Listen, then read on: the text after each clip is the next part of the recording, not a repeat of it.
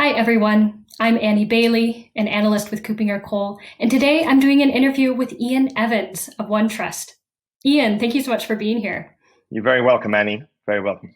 Great. Can you share for the audience what your role is at OneTrust? Of course, yeah. I'm Ian Evans. I'm the managing director for OneTrust. I cover our Europe, Middle East, and African business and all aspects of our operations. Fantastic. Then, without further ado, let's jump into the interview. Um, uh, we're talking about privacy and consent management solutions. But this idea of consent collection can sometimes feel like you're putting privacy into a tiny box. So, Yep. how does OneTrust go beyond simply consent collection to ensuring that the data is used appropriately and that relationship is honored? Of course. It's a hugely hot topic right now, and it's an area that we see regulators starting to figure out what they should be doing as well. And each country that we talk to has a slightly different approach. So I think there's really there's two perspectives that we have here. One is from a marketing business perspective. First of all, we need to figure out how to capture consent so that we can use that consent data to market to people. And we need to try and make sure that we can honor the data that's in that. So we need to figure out the granular level of consent that somebody has given us. So one of our customers, one of our prospects, a data subject. And so we need to figure out on their distribution list or the products or the type of consent that they've given us. We need to make it as easy as possible also for our customers and consumers to be able to see their updates and their preferences. Now, that's the one side of the business. We need to continue marketing. We need to do a good job of making sure that people aren't put off by essentially these big pop-up banner, these ads and cookie notices that pop up onto our screens.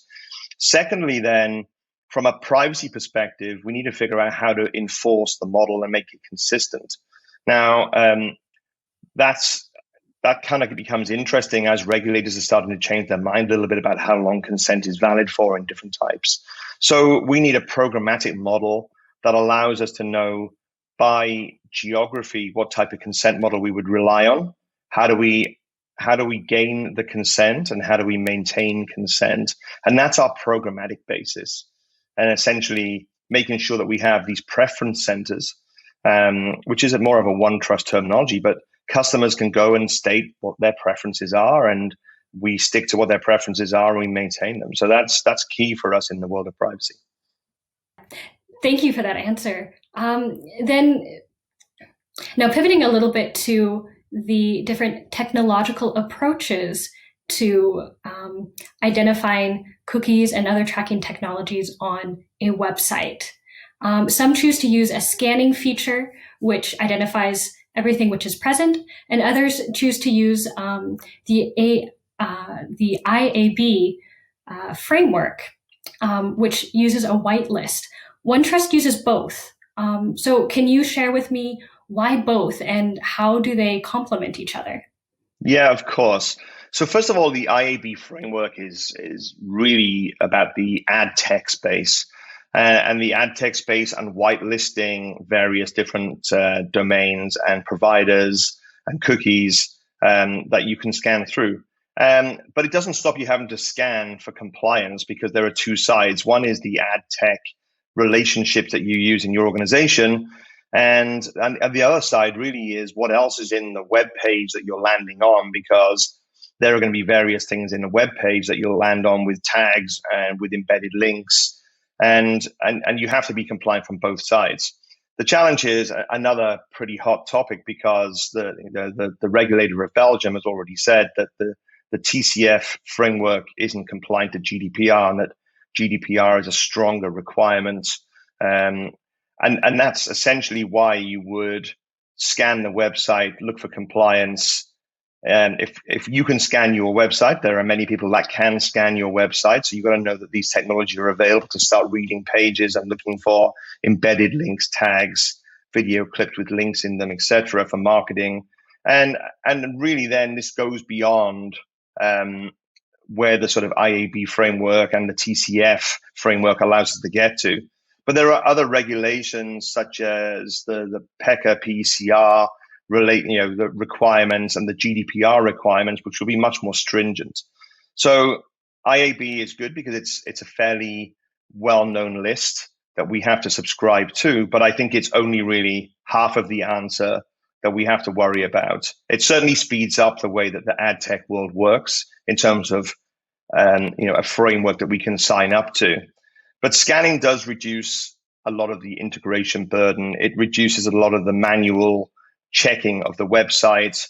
You've got to think about third parties and integration to third parties and where the journey of browsing works as well. So as I enter a website that's compliant, but I click on a link that takes me to a different domain, and how that transition works in the business. So really it's aware of your cookies and your links, how the website works, and any other third parties that you work with as well. So this is a tricky area to try to figure out without scanning a website. It's a lot of manual intervention. Great, thank you. You mentioned the statement that Belgium has made recently that the TCF framework is still subordinate to the GDPR. That leads me to think that customers who might be implementing a privacy and consent management solution would have a really difficult time keeping up to date with all of the different global privacy regulations that are out there. How can they do this? Yeah, this has been the area, I think, that most organizations have struggled with. We can implement a programmatic solution to meet something, but then all of a sudden something changes. And it can be as simple as the time that consent is valid for, whether that's 2 years or only 6 months in a web structure, but also in general from the privacy requirements. We saw that the GDPR took quite a while to get into force, and then went into force in mid-May, end of May, in 2018. But then since we've seen that, we've also seen the CCPA Act coming in, which also does change the way that maybe the do not sell obligations of a browser work and your consent model. We've seen now South America having new laws. We've seen the POPIA Act raising itself in awareness. We've seen the KVKK in Turkey changing the way that works. And this is going to be a constant really revision to regulation. I mean, regulation hasn't stood still now for the last 2 to 3 years, and I don't foresee it standing still. So you really need something to keep you aware of the regulation, the changes, what's being lobbied in parliaments, and how do you get yourself ready for what we refer to as a day zero regulatory change. Now, the OneTrust platform does have regulatory guidance built in by our data guidance platform, and that researches all regulatory changes proposed around the world. And we feed that back into our platform. So you can subscribe to different regulatory changes and see any countries of interest. You can do law table comparisons. But mainly, it'll also work hand in hand with your privacy deployment to make sure that if anything changes that affects maybe the consent model that you're operating under, or from a records of processing activity, the jurisdiction that you're using a center of processing, then it's really important that you proactively get notification. And these can be 6, 9, and 12 months before a regulatory change goes through, but you've got to be ready. And, I hate to sort of bring up the Brexit challenge that we're all living through here in the UK, but it's a regulatory change and we know it's coming.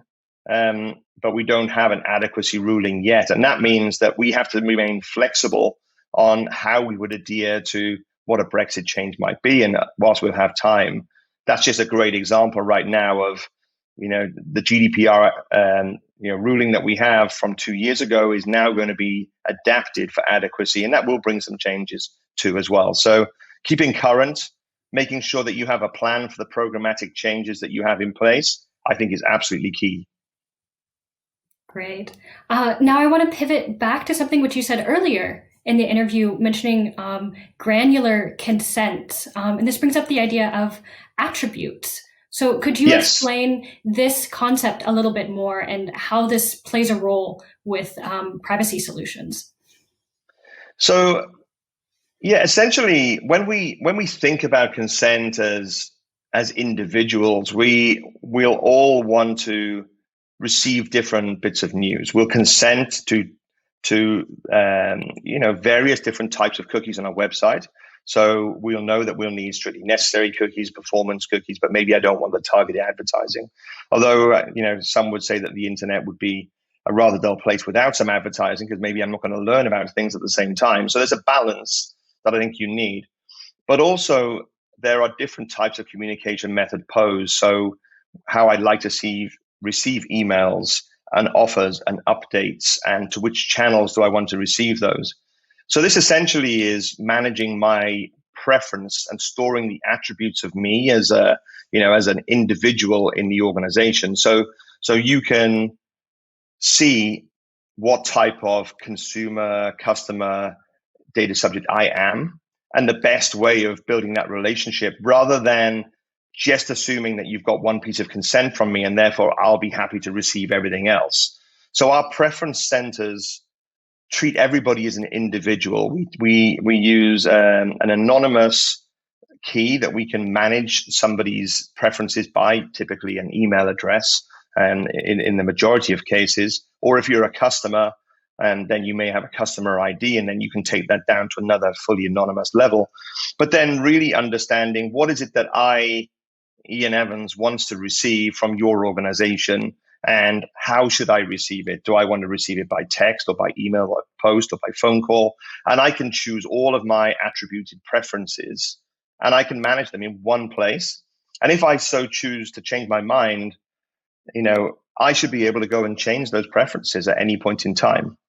So there's got to be an easy way of getting back to that setting. So if I came to an organization and I clicked on their website, and then I could see that there was a preference center for my ID, my login, my email address, my customer ID, to click on the link and take me into my preference choice center and say, here's what you're currently subscribed to and all the granular levels that you have. Are there any updates you'd like? And maybe I don't want to receive a quarterly news updates, or I do want to see a new product launch line as well. And I think that's really key to making sure we start to personalize. This is more working the way that marketing wants to be working to maintain those preferences, but also building up on trust. Because the first place that we think about trust these days is how somebody behaves. And the website is no different about how we behave. This is an endorsement of trust that we're looking for. Mm-hmm, mm-hmm. Yeah, it's really interesting to be able to find this alignment between the marketing goals and a compliance goal, and see if there really is a synergy there, and then to bring it out. Yeah, that's yes. great. No, I agree. Mm-hmm. Yeah, then I'd like to shift direction again and take a look at AI. I'm always really interested in this topic, and love to hear about how this is being embedded in different types of tools, but also with responsibility, especially for something like model drift, where a model can learn and change and adjust over time, but making sure it yes. stays in line with its original intention. Yeah, of course. I mean, there's a number of different forms of AI, and I guess firstly there's the robotic version of AI that will sit there and look at a set of parameters and look at the data sets that we get entered into them, and we'll start to figure out, do we have data that meets that? Consent's a great way of using AI, because we'll start to look at patterns of individuals and whether we have gained the appropriate consent, and whether we should try to maintain or address some deficits in the consent model that we have. Regulatory change is another way that we can look at using AI, because essentially the way that we all got into GDPR was to do a gap analysis. I guess everybody looked at, where are we at? We're in line with the directive. What does the GDPR require us to do? There's a big gap in the middle of it, and we've got to figure out how to be compliant to this regulation so we can use it to pinpoint and highlight areas of higher risk with a gap analysis, but also using AI to keep on continually learning from that perspective as well. Now, one of the ways that AI really can work is around the sort of the vendor and third-party ecosystems as well, because essentially when GDPR told us we had to be more aware of all of our vendor and third-party ecosystems in Article 28, AI is a great way of figuring out that I'm doing things in my organization that may have an impact on some of my vendors and third parties. And therefore, if I have an impact on it, maybe I'm bringing on a new vendor and I sign up a new contract. Is that in addition to, or is that the replacement of? And I could use analysis from my records of processing activity to find an exact match of a vendor that sits in my ecosystem or a similar enough match and say, okay, we're obviously replacing a vendor. What are the obligations that we have under the data processing agreement? And should we alert the privacy team that there's a vendor that meets 8 out of 10 criteria coming onto my ecosystem, and therefore to be aware that we're going to have a change?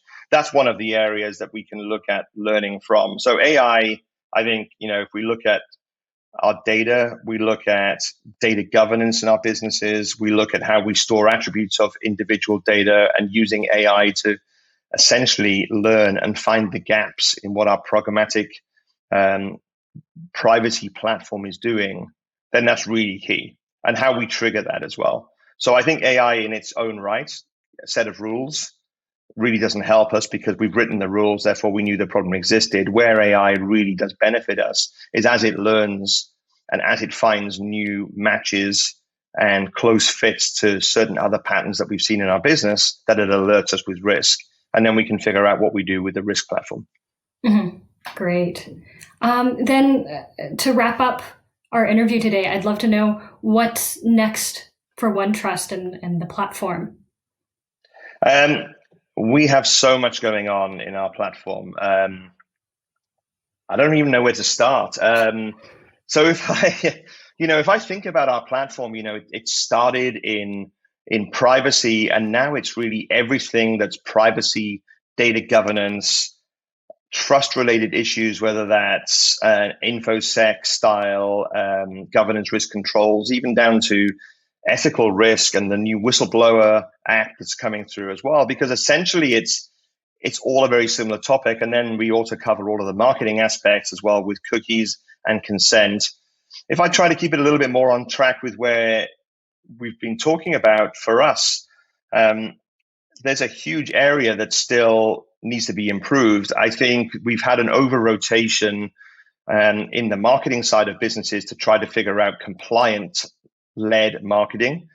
And now we really need to think about a market-driven solution that's compliance, that has compliance built in.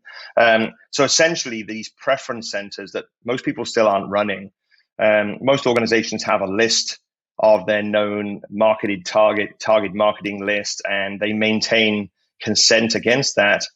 But there are so many different intricacies, so many different things that we should be thinking about that person and understanding their preferences at a granular level so that we have a really close relationship and we don't go beyond the boundaries of that relationship as well, unless they allow us to. And that's where the trust angle will come back into marketing. There's a huge change that's coming through. Just browsing a website now, you'll decide whether or not you trust the company based on their cookie banner. If a cookie banner pops up and it's allow all, don't allow all, or reject all, but you can carry on browsing, then you know that you're already looking at a banner that may not be compliant and it's allowing you to sort of skip past it. So why is the rest of their privacy program, their marketing-led privacy requirement actually in a trusted position? And I think this is where we'll start looking at making sure that we've got maybe a good way of thinking about it is we programmatically looked at the way of managing marketing without having human interactions in the loop. So what makes an amazing marketing campaign doesn't need to be any less than an amazing marketing campaign. I can think of many over the years, but they can still be compliant to a privacy program. We've just got to figure out how we sign people up. How do we make people feel comfortable about what they're signing up to and maintain those preferences and make sure that we're proactive about what we do it. But I think that's where we're faced on the marketing side. There are so many other pieces in our platform that I'd love to spend time talking through. But it's going to be 2021 is going to be a big year for how privacy changes in general. just little things like a whistleblower act will change the way that our privacy programs are also impacted, because there'll be things that we have to take care of in a compliant way. And that's one of many things that are on our agenda for 2021. Mm-hmm. It's definitely a really dynamic space. And as you said, privacy is being redefined constantly, and, yes. and from a technological side, but also from a social side, and what is really on people's hearts. You say it's a trust matter, and yes. it really will continue to change over the next year. So thank you for bringing us up to date, and we also look forward to hearing how and where you're going in the future. No problem at all. So, I'd love to keep you updated as well. Thank you so much. Yeah, fantastic. So Ian, thank you very much, and I look forward to talking again soon. Thank you, Annie. Good to speak to you. Thank you. Bye. Bye-bye. Okay.